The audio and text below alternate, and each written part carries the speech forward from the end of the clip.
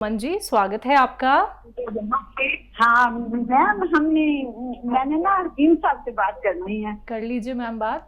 जी सुमन जी, हाँ आपका नमस्ते स्वागत। भाई साहब। स्वागत नमस्ते भाई आपका, साहब। जय हिंद। हाँ मेरे ना पेट के ऊपर कलेजे में भारीपन रहता है। कब से है ये तकलीफ? हैं? ये तकलीफ कब से है? ये काफी समय से ही है। मैं दवाइयाँ खाती रहती, चलती रहती हूँ। ठीक है जी।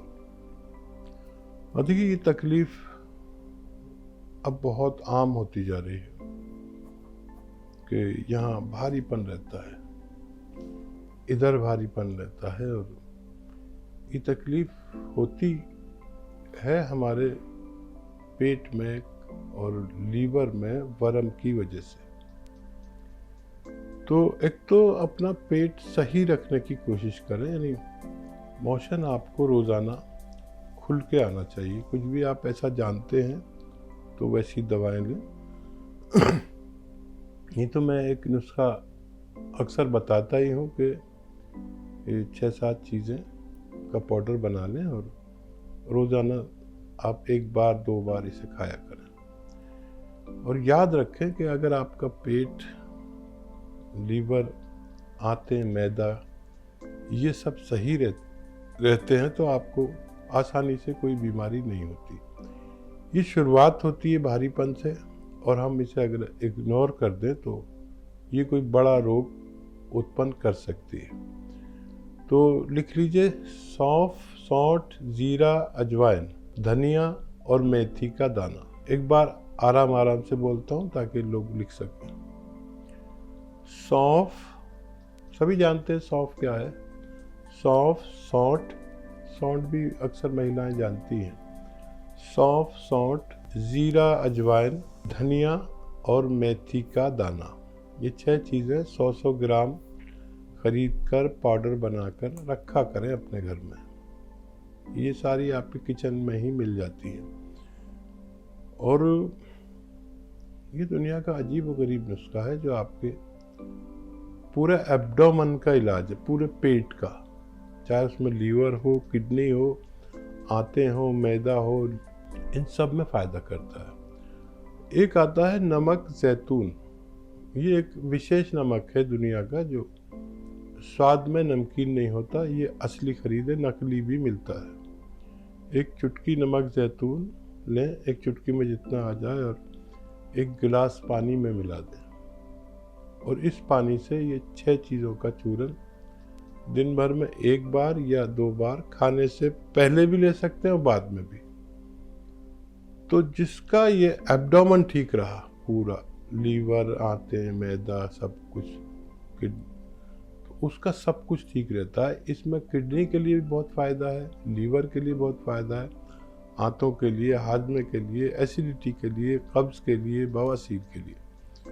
फिर स्किन प्रॉब्लम ये लेने वाले को नहीं होती, आप इसे ले सकते हैं। जी जीनत, स्वागत है आपका। नमस्कार मैम। जी नमस्कार मैम। सलामुअलैकुम अजीम साहब। वालेकुम सलाम। कैसे हैं आप? सब कुछ बेहतर है, आप बताइए जीनत कैसी है? बस खुदा का शुक्र है। आप साहब, मेरे 3 सवाल हैं। पहला सवाल तो मेरा ये है कि जो पी केयर कैप्सूल आता है, ये मैंने मंगा रखा है, तो क्या ये किडनी की प्रॉब्लम में सही रहता है, दे सकते हैं? और दूसरा सवाल मेरा ये है कि हमारा एक नंद का लड़का है, उसको 13 साल का है, उसको अभी अल्ट्रासाउंड कराया है, तो उसके दोनों किडनियों में रेजे बताए हैं अभी देख के। तो उसके लिए क्या कुछ मतलब नमक जैतून से ही वो निकल जाएंगे या कुछ और नुस्खा आप बता दें? और मेरा तीसरा सवाल हकीम साहब ये है, मैं आपका वो नुस्खा ले तो रही हूँ, मेथी और अलसी, धनिया और एक सौंफ, लेकिन हकीम साहब मुझे मोशन रोज तो आते हैं लेकिन बन के नहीं आ पाता, और मेरा वेट भी जो है वो दिन ब दिन कम हो रहा है। मुझे तकरीबन वो लेते हुए 26-27 दिन हो गए। तो उसके लिए कुछ और बता दें, मैं उसमें कुछ और ऐड कर सकूं या क्या? 3 सवाल है हकीम साहब मेरे। 1 चम्मच इसबगोल की भूसी पानी में मिलाकर आप पी लिया करें, तो मोशन आपका बंद के आना शुरू हो जाना चाहिए। अच्छा, वो बच्चा बहुत छोटा है लेकिन उसको ज़र्रात आए हैं और यही ज़र्रात आगे जाकर पथरी बन जाते हैं। तो 2-4 खुराक उन्हें दे दीजिए, जो मैं नुस्खा बताता हूँ पथरी वाली। 2 पत्ते 3 पत्ते गूलर के चबा के खिला दीजिए और 2 चुटकी नमक ज़ैतून और 2 नींबू पानी में मिला के 2 गिलास ये पिला दें। 2-4 दिन देंगे तो फिर वो किडनी बिल्कुल साफ होना मुमकिन है। और क्या सवाल है? पी केयर क्या किडनी के लिए भी इफेक्टिव होती है और वज़न कम हो रहा है इनका? हाँ, पी केयर किडनी के लिए बहुत अच्छी दवा है और किडनी को फ़ायदा पहुंचाने के लिए और बेहतर बनाने के लिए इसको आप अलसी को हल्का सा भूनकर आधा चम्मच अलसी खाएं और 1 पी केयर कैप्सूल खाएं पानी के साथ, तो आपको फ़ायदा मुमकिन है। हकीम साहब, गर्भवती महिलाओं को लेके आपसे चर्चा करना चाहूँगी। एक तो जब भी कोई महिला गर्भवती होती है तो बहुत वो उत्साहित रहती है क्योंकि ये सुख तो हर एक महिला भोगना चाहती है, लेकिन कुछ महिलाओं की जो प्रेगनेंसी है कभी कभी या तो अबॉर्ट हो जाती है या फिर प्रीमेच्योर डिलीवरी हो जाती है, जिसके बाद जो बच्चा होता है वो भी कहीं ना कहीं एबनॉर्मल हो जाता है, बच्चे में भी कुछ ना कुछ कमी हो जाती है। तो एक तो वो इतना पेन बर्दाश्त करती है महिला और उसके बाद इस तरह से बच्चे का जन्म होता है, तो पहले क्या कुछ ऐसे एहतियात हम बरत लें या फिर कहाँ पे गर्भवती महिलाएं ऐसा कुछ कर देती हैं कि बच्चों के साथ इस तरीके की घटनाएं हो जाती हैं? तो देखिए, महिलाओं में पुरुषों के मुकाबले खून 2 पॉइंट ज़्यादा होना चाहिए। बिल्कुल। क्योंकि वो महिला हैं और हर महीने उनको एक ब्लीडिंग होती है या बच्चा पेट में रहता है, लेकिन उस खून का इखराज है, यानी वो निकलता ही है, चाहे वो बच्चे के बनने में लगे या मेंसेस में जाए। तो महिलाओं में पुरुषों के मुकाबले 2 पॉइंट खून ज़्यादा होना चाहिए, लेकिन देखा यह है कि पुरुषों से 2 पॉइंट खून कम रखती हैं महिलाएं, उस पर तवज्जो नहीं देती।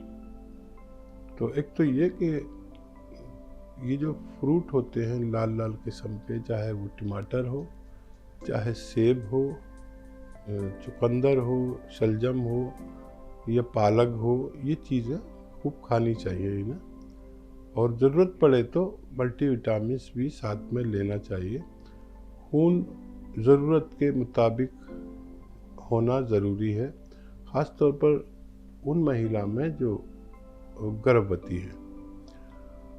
अब देखिए, ये होता है कि बच्चियाँ जब पहली बार माँ बनती हैं तो उनको कुछ भी तजर्बा नहीं होता, तो घर की बड़ी उम्र वाली औरतों को उनको गाइड करना चाहिए कि प्रथम 4 महीने ना तो उन्हें वज़न उठाने दें, ये ना कूदने फांदने दें। जैसे बच्चियां होती हैं, अभी शादी हुई है, वो कूद फांद के ऐसे भाग दौड़ के वो ज़िंदगी ना गुजारे जब आपके गर्भ में बच्चा रह जाए।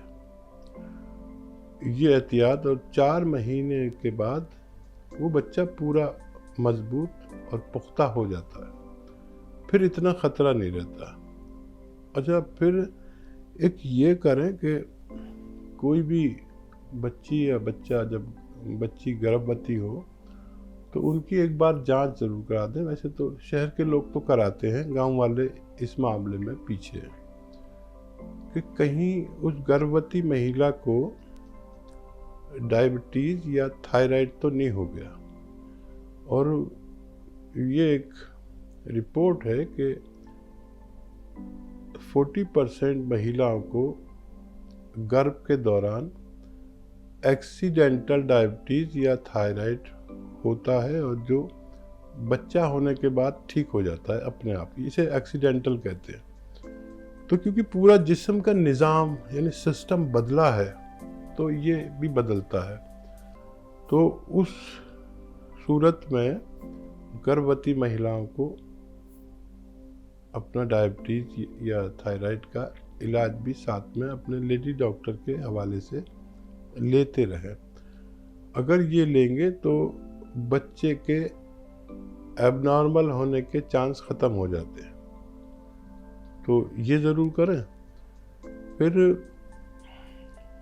एक ये है कि बच्चा क्योंकि पेट में है तो खुराक ज़रा अच्छी रखें अपने डॉक्टर के मुताबिक, और अगर कुछ खाया पिया ना जाए, उल्टी आती है, ऐसे में बहुत ज़्यादा सब कुछ बिगड़ जाता है बच्चियों का। जो महिलाएं गर्भवती होती हैं तो सूखा हुआ आलू बुखारा आता है, जो आलू बुखारा मार्केट में आजकल भी मिल रहा है, वो सूखा हुआ भी आता है जो इमली की तरह खट्टा होता है।